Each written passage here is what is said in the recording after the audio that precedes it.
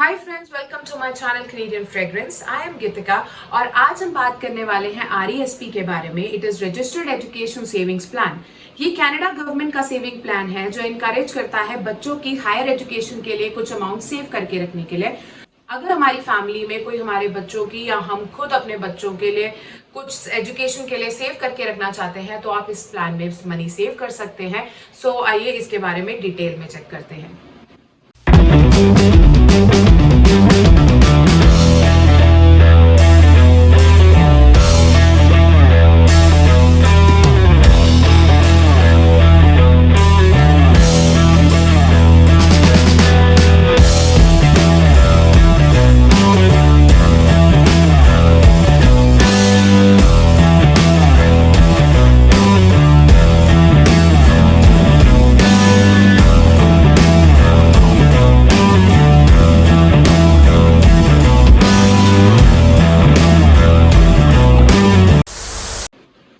ये जो प्लान है ये सिर्फ सेविंग प्लान ही नहीं है, ये इन्वेस्टमेंट प्लान भी है।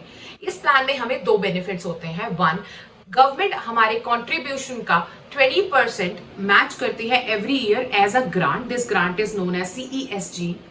दूसरा बेनिफिट है कि इसके अंदर जितना भी हमें इंटरेस्ट, ग्रांट, डिविडेंड्स या कोई भी कैपिटल गेन जो मिल रहे हैं वो हमारी अमाउंट में तो ऐड होंगे but they are completely tax free. So ये अमाउंट हम अपने बच्चों की एजुकेशन के लिए यूज कर सकते हैं उनके 18 ईयर्स के होने के बाद।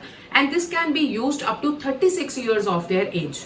तो ये जरूरी नहीं है कि 18 ईयर्स के बाद ही उन्हें हायर एजुकेशन में जाना है। इफ दे विश कि भी वो फ्यूचर में कभी स्टडी करना चाहते हैं तो अप टू 36 ईयर्स तक ये प्लान ओपन रहता है और हम टोटल अमाउंट उसका यूज कर सकते हैं।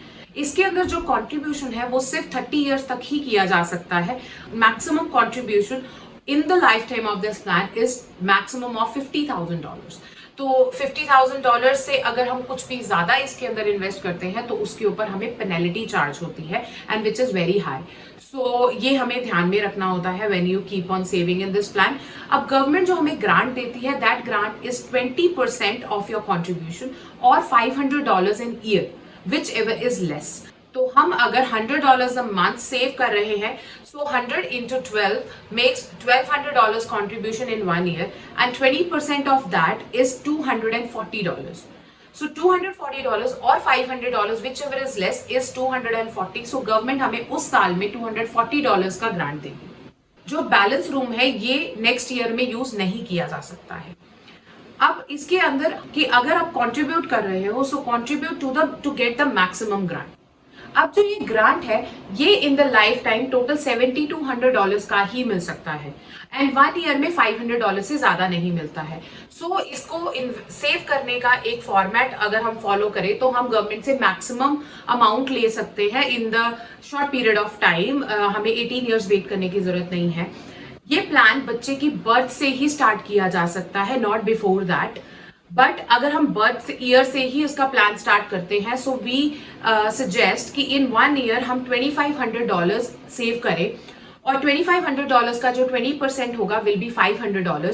सो ये $2,500 जो है आप सेव करो for 14 years and $2,500 into 14 will be $35,000 and $500 का ग्रांट 1 ईयर में times 14 will be $7,000। In the 15th year, just save $1,000 to get 20%. That will be $200. So आपने 15 years में सेव करा $36,000 एंड आपको पूरा का पूरा 7,200 ग्रांट तभी ही मिल जाता है। सो उसके बाद आप अगर बैलेंस ईयर्स हैं तो इस मनी को उसी में छोड़ सकते हैं सो दैट आपका मनी उसके बाद वहां से कहीं इक्विटी या जहां पे हम चाहते हो वहां पे इन्वेस्ट कर दो और वो जो है आपका मनी वहां पे ग्रो होता रहेगा। सो आप 18 ईयर्स के बाद उसको यूज करने के लिए यू आर एलिजिबल एंड वो मनी जितना भी बनता है that is completely tax free. अब इसके बाद नेक्स्ट थिंग इज कि जो भी मनी है वो हम जहां भी इन्वेस्ट कर सकते हैं ये हमारा चॉइस है।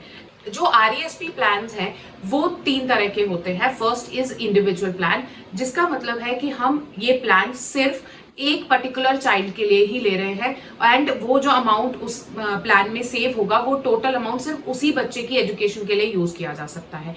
पर if in your family there are more than one child then it is always suggested कि हम इसको फैमिली प्लान ले जिसमें पूरी फैमिली के सारे बच्चे कवर हो जाते हैं। Like if one of the child doesn't plan कि वो हायर एजुकेशन करना चाहते हैं, सो आपका वो वाला अमाउंट उस बच्चे के बजाय उसके यंगर चाइल्ड को उसके 18 ईयर्स के होने के बाद अवेलेबल हो जाएगा। सो ये ज्यादा फ्लेक्सिबल ऑप्शन है। And the third one is group plans. अगर आप अपना मनी आरईएसपी का सेव ग्रुप प्लान्स में कर रहे हो, सो ये प्लान्स में जो अमाउंट ऑफ इन्वेस्टमेंट जाती है वो स्कॉलरशिप डीलर्स जो होते हैं वो combined amount of all the clients जो है इन्वेस्ट करते हैं एंड उनको वहां से जो डिविडेंड्स एंड रिटर्न्स आते हैं वो सारे क्लाइंट्स में डिवाइड हो जाता है। पर इस प्लान में दो डिसएडवांटेजेस हैं। वन कि आपके पास फ्लेक्सिबिलिटी नहीं है, आप अपनी हिसाब से इन्वेस्टमेंट नहीं कर सकते, like in what funds you want to invest वो आपका चॉइस नहीं होता है। And the second disadvantage is in any year if you don't want to invest, अगर आप उस ईयर में आरईएसपी में कुछ मनी नहीं डालना चाहते हो, सो उस ईयर के जो भी रिटर्न्स होंगे उस रिटर्न्स में आपका कंट्रीब्यूशन आप डिवाइड नहीं किया जाएगा। जो डीलर है वो बाकी के क्लाइंट्स को ही उसी साल में डिवीजन ऑफ रिटर्न्स देगा, आपके अकाउंट में मनी होने के बाद भी आपको रिटर्न का कोई पार्ट नहीं मिलेगा। सो इट्स ऑन यू, आप किसके अंदर इन्वेस्ट करना चाहते हैं।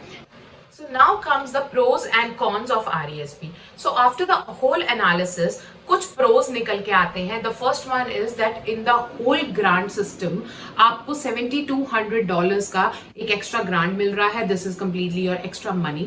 अगर आप कुछ मनी अपने बैंक में भी अपने बच्चों के लिए सेव कर रहे हो, so in your bank account it is giving you nothing. So it's better कि आप इसको आरईएसपी में सेव कर दो, then at least you are getting some grant from the government और जो कि टैक्स फ्री भी है।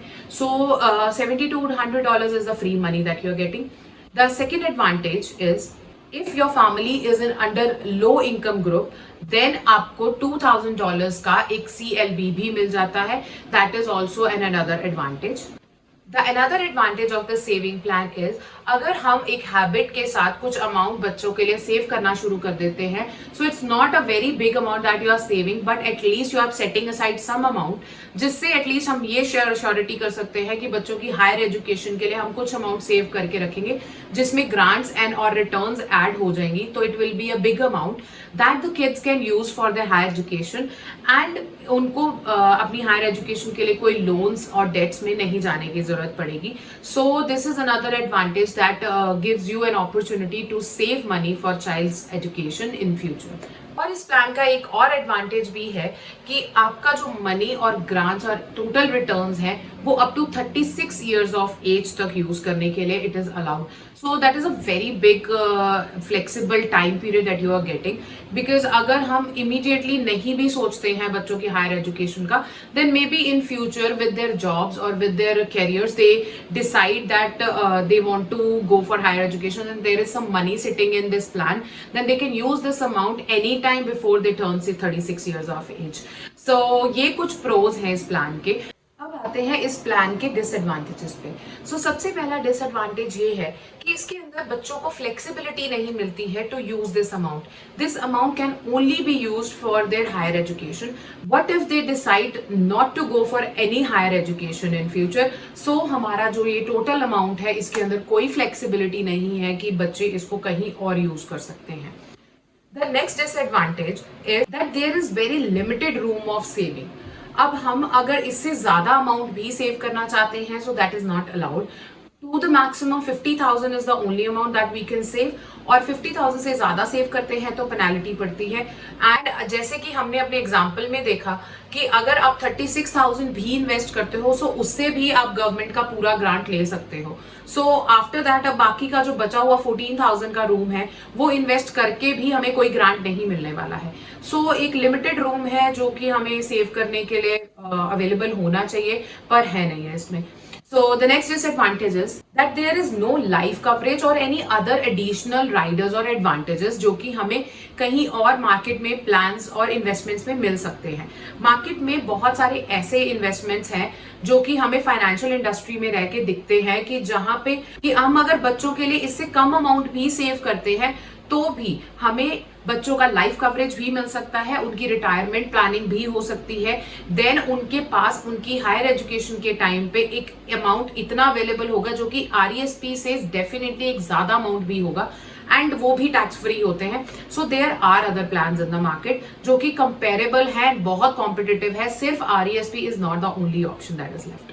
Now the next disadvantage is if this money is not used, so जितना भी गवर्नमेंट का ग्रांट होगा वो गवर्नमेंट अपना वापस निकाल लेगी, and then you if you want to take the money out of this plan तो गवर्नमेंट का ग्रांट आपको नहीं मिलने वाला है।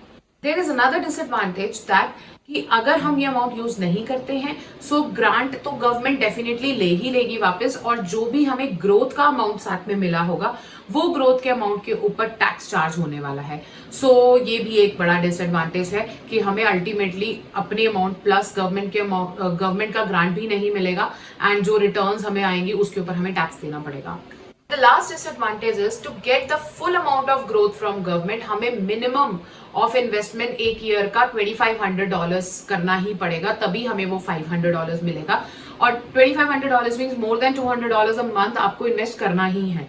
नहीं तो अगर आपका सेविंग अमाउंट कम हो जाता है तो गवर्नमेंट का ग्रांट का अमाउंट भी कम हो जाएगा।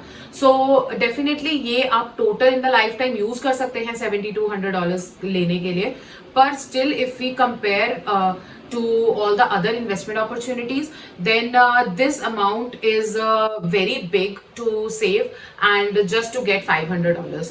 So this is it. This is all about RESP. अगर आपके कोई भी क्वेश्चंस एंड क्वेरीज हैं तो आप उसको कमेंट बॉक्स में डाल सकते हैं, और हमारे इंस्टाग्राम पेज पे आप हमें डीएम कर सकते हैं, और या फिर आप हमें हमारे फेसबुक पेज पे मैसेज कर सकते हैं। हम आपको डेफिनेटली रिप्लाई करेंगे, and being a license financial advisor I can give you the advice which you want, and I am always there to help. और being in the field, I would definitely recommend कि while you decide to save in RESP, do look for other options, because बाहर और opportunities भी हैं जिसमें आप इससे 50% amount invest करके you can get more growth and or many other benefits with that can be the life coverage of the child, and वो भी एक बहुत important factor है जो I as a advisor feels कि ये होना ही चाहिए when you are saving this money, and this is not a small amount। तो अगर आप इतना पैसा सेव कर रहे हो सो बच्चों के लिए प्लानिंग थोड़ा लंबा होना चाहिए, and it should give you all the other coverages as well। So it's your money, invest it wisely, and if you need any help you feel free to comment or message us, and see you in next video।